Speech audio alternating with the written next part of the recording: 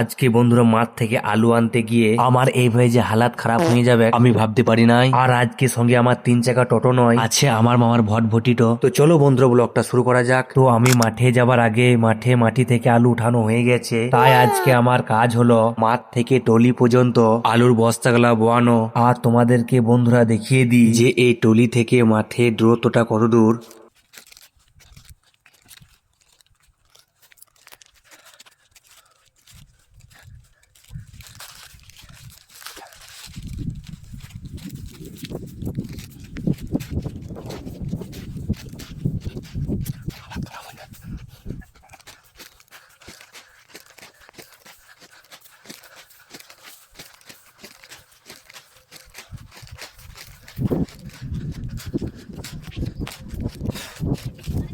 হ্যাঁ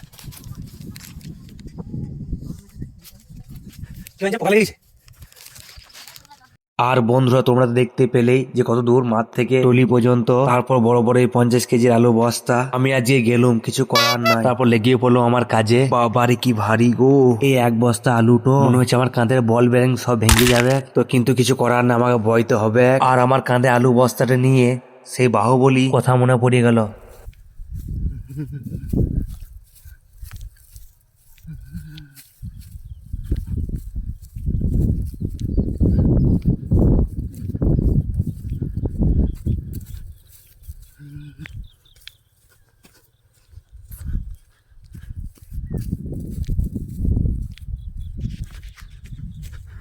তারপর বন্ধুরা এইভাবে একটা একটা করে আলু বস্তালা সব বন হঙ্গল টলিতে, তারপর টলিটি স্টার্টও করে নিলাম।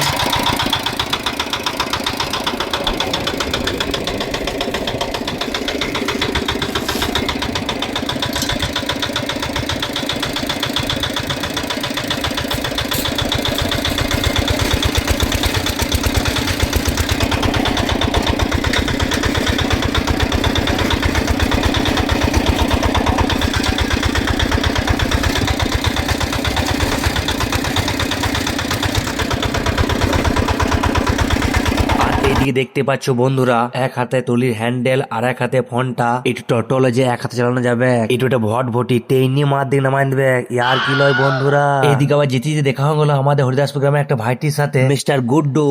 আবার দেখছি এদিকে আসছে কট স্টোন নিয়ে একটা স্যার। তো দেখছি স্যার স্টোন নিয়ে খুব খেপে গেছে, দৌড়াদৌড়ি করছে মাঠের মধ্যে। তারপর স্যারকে প্রণাম জানিয়ে আমি চললাম বাড়ি। তো বন্ধুরা আজকে মিনি ব্লগটা এইটুকু, দেখা হচ্ছে পরবর্তী ব্লগে কোনো নতুন কিছু নিয়ে। তো বন্ধুরা সব ছেড়ে, আর যদি কারো আলু লাগে তোমরা কমেন্টে জানাবে, সস্তা করে দিয়ে দেবো খুব কম দামে।